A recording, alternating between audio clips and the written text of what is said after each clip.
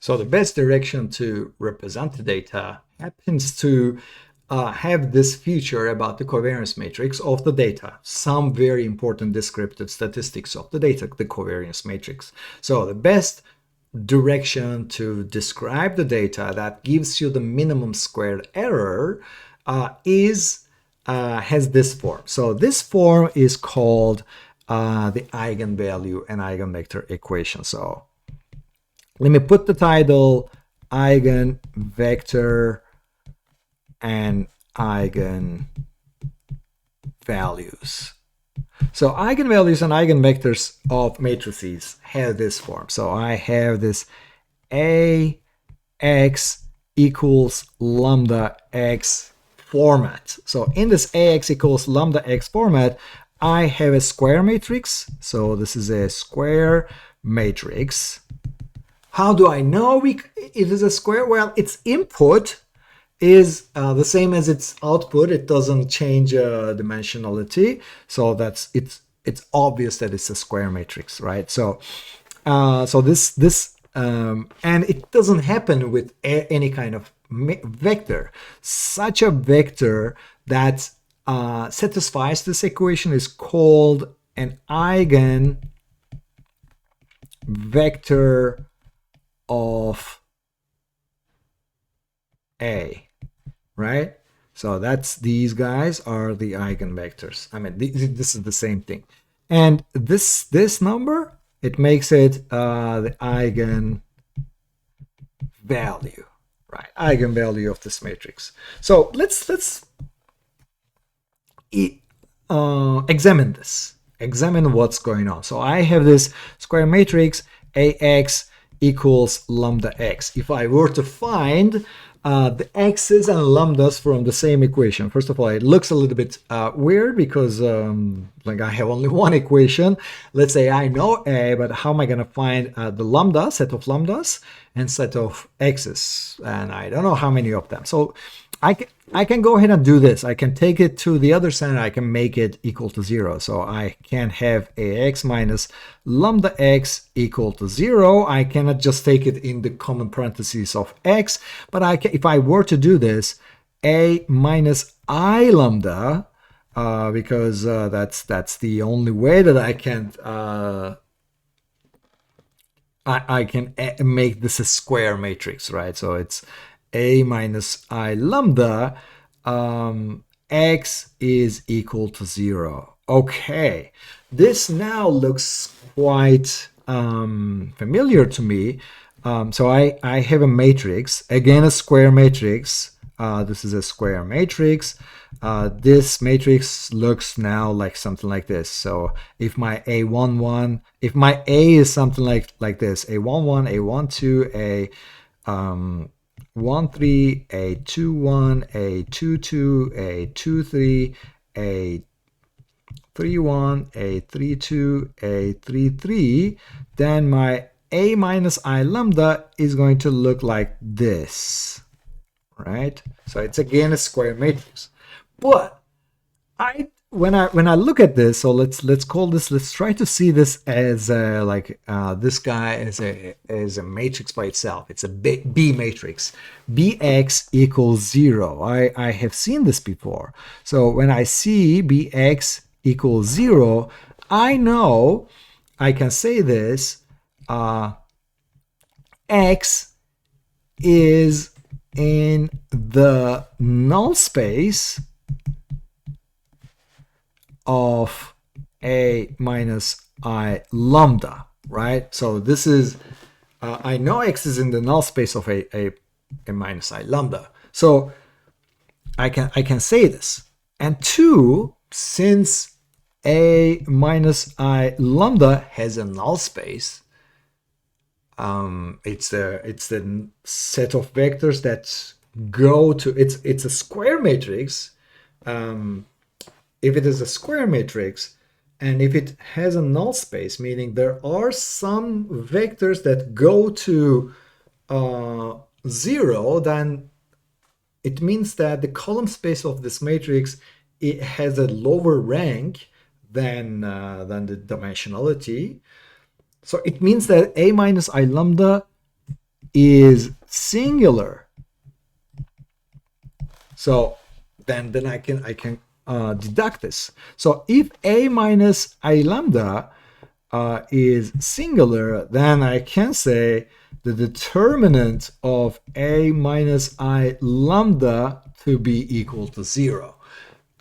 Therefore, I can have an idea of, so the determinant is a number, right? So, but this time I don't know the lambdas, but now I have an idea. So I can, when I do the determinant of this guy, so if I were to write the determinant, so for example, a 1, 1 minus lambda times a 2, 2 minus lambda, a 3, 3 minus lambda. Well, the calculating determinant is a long thing, but this is this determinant calculation is going to give me some polynomial expression, right? So it's going to have like lambda terms, and like these lambda terms will have their own things.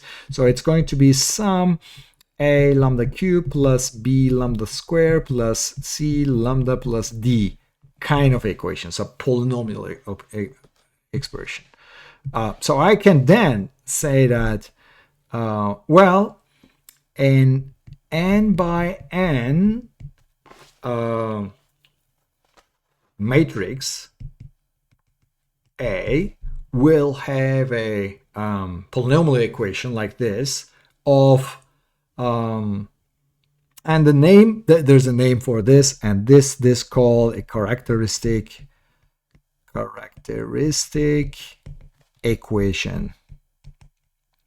Characteristic equation of the matrix. M by M matrix A will have n roots for determinant of A minus I lambda equal to 0. So therefore, an n by n matrix A will have n eigenvalues.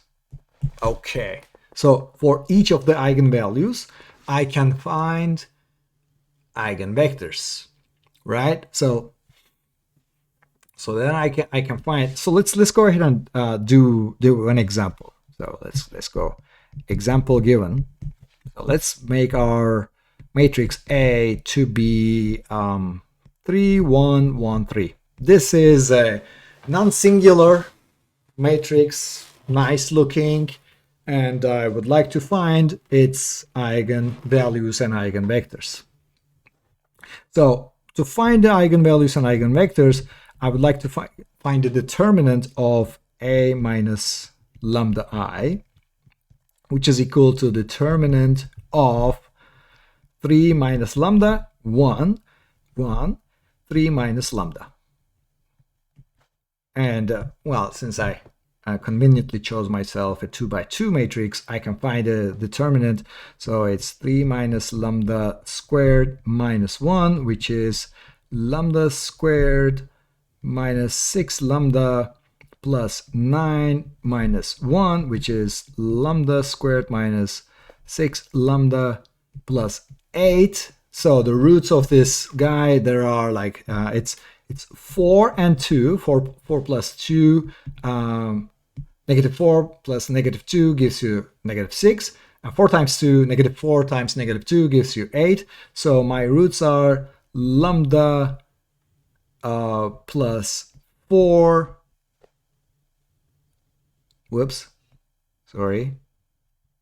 lambda minus 4, lambda minus 2. So these are, so I have my lambda 1 equals 4. I have 2 eigenvalues. Lambda 2 equals 2. Okay, we will discuss soon what this means, but let's try to find the eigenvectors. So eigenvectors, I know A minus I lambda times x is going to be 0. So I know x is one of the x is in the null space of A minus I lambda. So let's try to find let's try to solve this for both of the eigenvectors, eigenvalues. So I have for lambda 1 equals 2. Let's try to find for lambda 1 equals 2. I have, what was my A? 3, 1. So 3, 1. So 3 minus 2, 1, 1, 3 minus 2. X1, X2 equals 0, right? So I have 1, 1, 1, 1. X1, X2 equals 0. Then if I take the reduced row echelon form, I will get 1, 1, 0, 0. So this is the only one with the pivot, and this is a free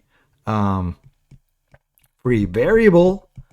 So I would like to make my expression in the terms of x2, so x1, x2. So I will have, if I do this inner product, I will have x1 plus x2, 0, which is equal to 0, 0. Then I can write this as x1, x2 equal to negative x2, x2. So my x1 and x2 pair will be then it as a I'm doing nothing new. I'm just like going over how I did the null space. I'm doing the null space calculation, if you remember from our null space video. I get negative 1, 1. So my eigenvector that's associated my eigenvalue, then my x becomes negative 1, 1. And I can go ahead and normalize this because I want my eigenvectors. My eigenvectors are just directions, right? So my eigenvector is a unit of norm eigenvector. So for the second one, lambda 2 equals, what was my lambda 2? 4. So I'll have 3 minus 4, 1, 1, 3 minus 4. x1, x2 equals 0. Again, I'm doing the same things. I will have negative 1, 1, 1, negative 1. It's obviously singular, as you see. I have my x1, x2, which is equal to 0, 0. And if I do the reduce row echelon form, I will have 1, negative 1, 0, 0. X1, x2 equals 0, 0. And I know this is my free variable again. Free variable. So from my free variable, I get x1. I do this inner product. Matrix multiplication. x1 minus x2, 0 is equal to, again, 0, 0. So I have my x1, x2, which is equal to x2, 1, 1. So my second eigenvector becomes 1, 1, square root of 2. So here, what I showed to you is like how to calculate eigenvalues and eigenvectors of a square matrix. A few things that I want you to realize is that, like, if my original matrix, this guy, if this guy was already singular, then it wouldn't need some lambda to make it singular. Well, but it has to have some lambda, because like characteristic equation tells you that you should have n number of roots. Therefore, if it is singular, I know that lambda equals 0 is definitely an eigenvalue. And for each eigenvalue, I can find eigenvectors, right? So I found 2 eigenvectors. I will have 2 eigenvectors. But the good news is that you will never need to calculate like I did, right? So I just wanted to show you that eigenvectors are obtained from the null space of the matrix that's created by subtracting from the diagonal the eigenvalue that they are associated with. So that's the message that I wanted to give you.